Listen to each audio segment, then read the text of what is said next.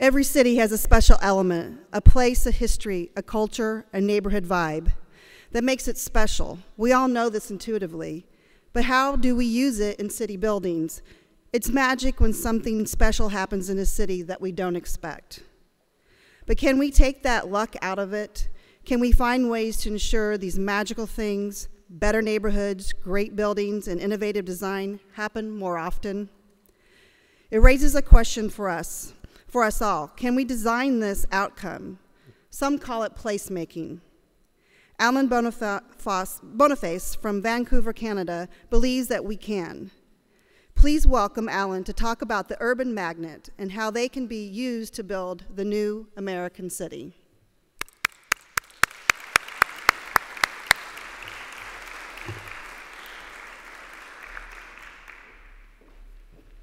Welcome. Thank you. Good afternoon. I trust that everybody has had a chance to relax for a moment. I'm glad I'm speaking after the break as opposed to before the break. But I'm here today to talk to you about two different ways of looking at the city and the city design. And this comes from experience I've had throughout North America, but primarily in Vancouver. And we've had a lot of talk today about Vancouver and Chicago, and we've also talked about things like 3D printing, and you will see a lot of those issues come up in my speech as well. So why do we need to think about cities differently? I think there's some pretty profound reasons these days, and you know, we're in extraordinary times. We need to think differently, we need to act differently, and we need to think about the world we create, the built world, differently. I think too often in building our cities, we've thought of things two-dimensionally, and as an architect, we're obviously trained to think three-dimensionally, but I think that the world today, my children and your children, actually think three-dimensionally pretty instinctively. This is not something that needs to be trained anymore. It's in their video games, it's in their life. And in addition to that, I think now is a special time. There is a convergence of many trends, many of which we've heard about today already. The world population is increasing, as we all know. We've heard that today. But what you might not know is that the world population will actually peak around 2100. So the conditions of growth that we've all been used to, and certainly in a city like Vancouver, we're very used to growth. Growth is how we build our cities. We may in fact be having a completely different issue as we move forward. But what we do have in the meantime is place competition, and we've heard a lot about that today, about having better gigabyte service and such things as that. So we are currently in a time of place competition. Clearly, the way we've built cities has had impacts on carbon, as we all know. And in particular, the single-family structure that dominates North America has had a significant impact. But I think it'd be interesting to compare some other statistics here. Mixed housing with jobs, for instance, radically reduces the amount of carbon that's output. And what I'm mostly going to speak about today is even more dense mixtures of multifamily buildings and jobs. We have a fiscal cliff, as we keep hearing. Obviously, this and other economic issues are very critical to the way we think of cities.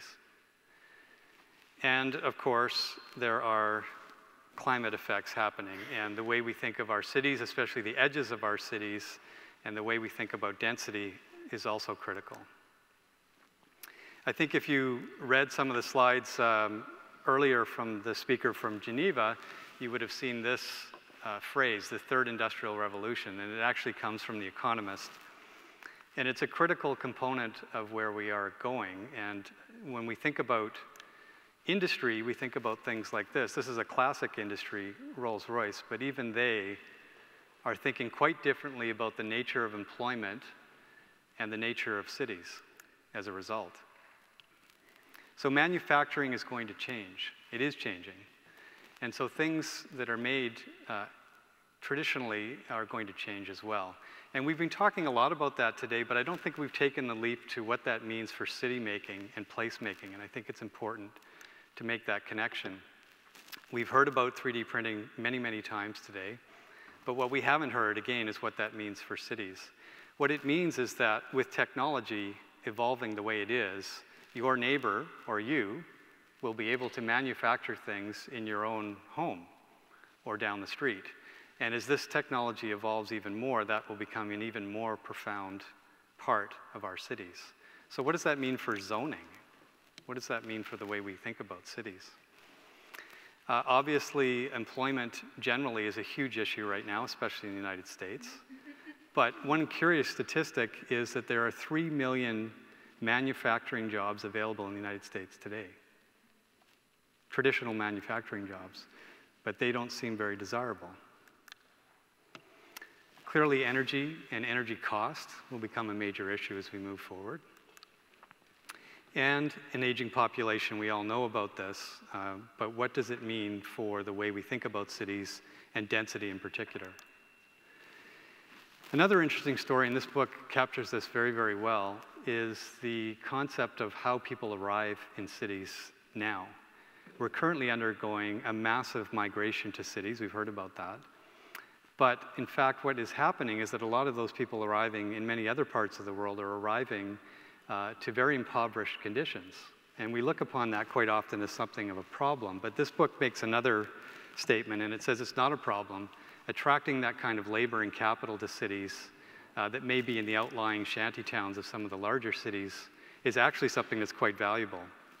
That's a labor pool of people that can actually aspire to something greater, that can move through the city and in fact succeed through time. The opposite of that are places that in fact think of city making quite differently and probably should have thought about it quite differently in the past.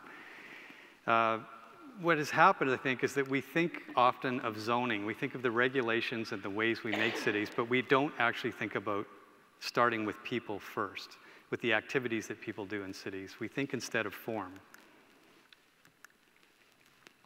So while the first industrial revolution extended the reach of our bodies, and the second is extending the reach of our minds, and I think that's a really critical statement to understand. As are these others. I'll leave you to read them, but essentially what we're saying is that the nature of employment is changing very, very radically and very quickly. So the way we've thought about technology, the way we've thought about industry is changing. And one of the key elements of that is I think we need to think about cities more vertically. And I don't mean necessarily height for height's sake. I mean thinking about things less two-dimensionally and more three-dimensionally. So that's by way of introduction. There's two concepts I'm presenting. The first of those is urban magnets, which is a concept that I will show you a video about very quickly and will explain it much better than I can. But essentially, it's taking exactly what I've been saying, and that is that instead of dealing with placemaking from a form-based idea, that we should do the exact opposite and start with people. And this is about a 2-minute video, so I'll let it speak for itself. Granville Island is pretty unique because it's the second most visited destination in Canada next to Niagara Falls. So through time, if you were graphing the amount of people that arrive there, it continues to ramp up. It's the unofficial heart of the city of Vancouver, where people hang out in a very unique and relaxed way. You have an incredible diversity of uses. So sitting right next door to a cement plant is an art school. Next to it is a fresh food market. The fact that you can trip over boxes of cabbage and the garbage of the market and artists doing their work on the streets and people from all over the world is by design. There's no curbs, there's no loading areas, there's a mixture of all sorts of things. That's by design. Urban Magnets itself comes from a highly respected planner, Mark Holland, who took upon himself to look at Granville Island, take it apart piece by piece, and try to understand why, after 35 years, it continues to build on its own success and be more successful. Traditional planning codes are all about separation. They're all about saying, well, put your employment over here, put your industrial over here, and put your residential over here, which is really the opposite of urban magnets. Urban magnets is about complexity. It's about bringing everything in close. It's saying, you know what, we need to mix those things up. There's 5 major ingredients to a place being successful by design. A retail experience, but not a traditional retail experience. One that is very much of a place. It's not a foreign brand or box. It's built of where it is. The second would be production on site, which we've kind of lost, especially in the Western world over time. So if we bring that back, and Granville Island certainly has that, where people are actually making the things that are being sold, at least some of them on site, then there's an authenticity about it. The cement factory, which is against all zoning to have heavy industry, but it's been fought for by our firm, by DIALOG, for years to be there, because it's the last piece of the authentic waterfront in Vancouver. And it works brilliantly. The barges animate False Creek. There's blue-collar employment downtown. There's an understanding of where concrete is made, and it's not a sort of separate sanitized piece. It's part of the city. That's what we need more of. The third would be an educational piece, so that if you're taking one of these elements, you're selling it, you're building it, but you're also teaching everybody how to use it, make it, do it. The landscape needs to be derived from the authenticity of the activity as opposed to an architectural imposition the other way. So it's very much a part of the fabric. And the final one is more of a celebratory aspect, which is festivals, events, things that build on the magnet.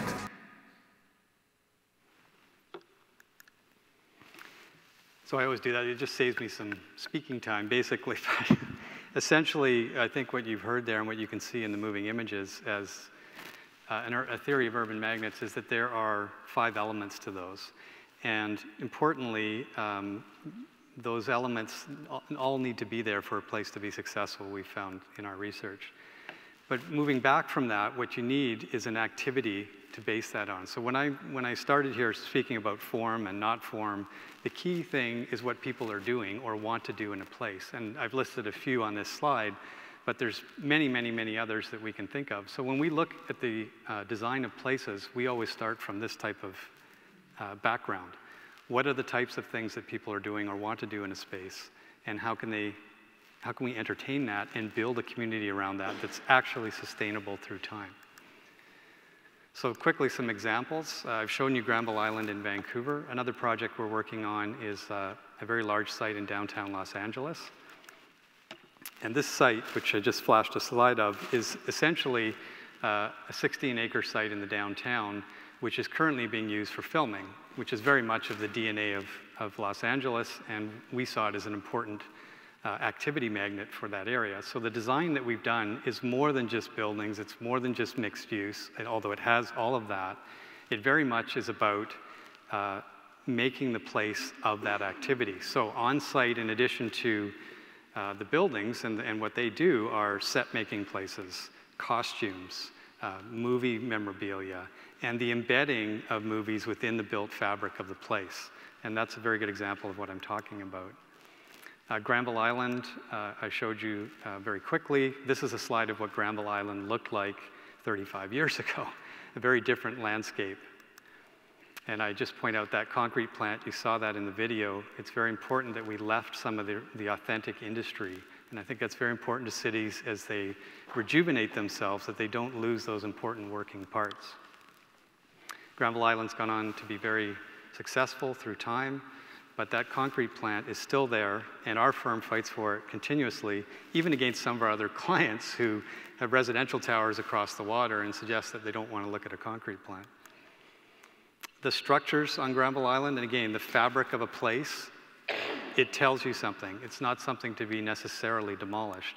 This is a before and after shot, essentially. We took that fabric. So the last piece I want to talk about is another concept for how to think about cities. And essentially, it's thinking about complete places more thoughtfully and with a particular focus on employment. So I think I've answered this question early on. Why do we need to think of industry differently, jobs differently? Because jobs are changing and the nature of manufacturing and employment is changing. And obviously, I think if we look at the economy today, the places that aren't vibrant are not doing a very good job of producing employment. So job space needs to be adaptable. We've heard today about the future, and we've heard about future-proofing a bit, but job space has to have that ability through time to be able to adapt to different things. We don't know what's coming. I'm not going to stand here and tell you exactly the nature of employment in years to come, but the job space has to be adaptable to that. The increasing the intensity of land, we've all certainly practiced the idea of density, but I don't think we've practiced it well in terms of employment, and I think that's an important missing piece. And lastly, this last point I think is critical. We've heard a lot about this today, but we need to be able to have places that can experiment, places that can fail, in fact, in order to actually prosper through time. So I'm often asked by regulators and cities, well, how do I make this work? What are the issues? I think that it's really within our realm, and especially the realm of cities. We've heard how things are getting downloaded to cities to actually take these ideas and enable them. So what we're talking about is that at grade, the place that connects to the street, we need to preserve, in the case of employment areas, employment. And if there is going to be something else above that, we need to legally disconnect that.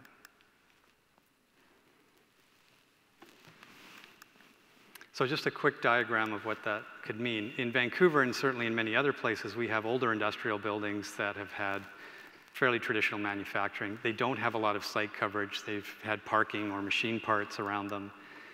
And what we're talking about is an intensification, because that employment is changing, the way we work is changing. We need to think of the land differently. And that may include a second floor. And then certainly in some of the things we design, we're looking at that. And then there's a potential for something else over top of that. And I don't mean in every case, in every city, in every situation, but certainly in some neighborhoods, and certainly when we're looking at affordable types of housing, there's an opportunity here that I think many cities are ignoring.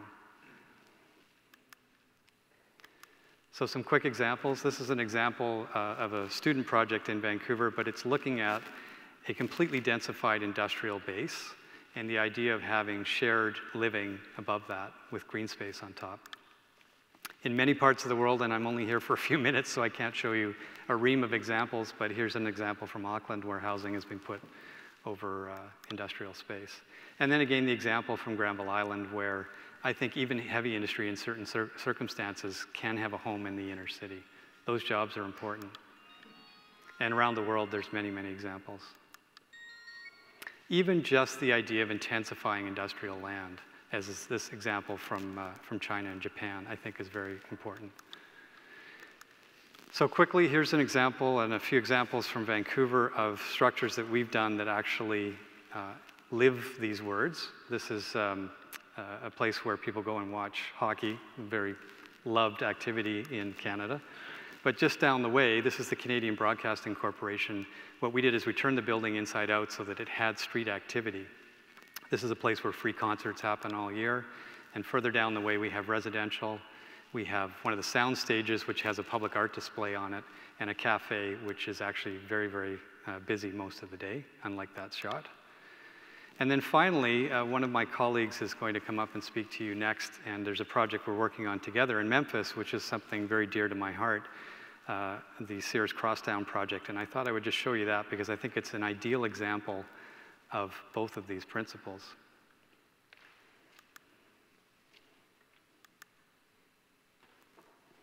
It embodies the ideas of employment, of dense cities. It also embodies very much urban magnets. But it's people first. The building is designed around the activities that are going in. There's a quick shot. Todd will certainly elaborate on this quite a bit more in a moment, but this is a 1.5 million square foot building, a historic Sears building in Memphis. And we've looked not just at the uses inside, but also the space around the building. And there's actually a series of 20 slides that we've done like this about how the external parts of the building can actually become full of life at various parts of the day and night. The streets are alive as well. And in this case, the structure is so big, the pieces that are going into it are so frequent that, in fact, we have many, many magnets. And a quick summary of that is shown here. We have health and wellness, we have art, and we have food along the left-hand side. And along the top, you can quickly see that all of the elements, the 5 elements that I talked about, are going to be happening within this building. Thank you very much.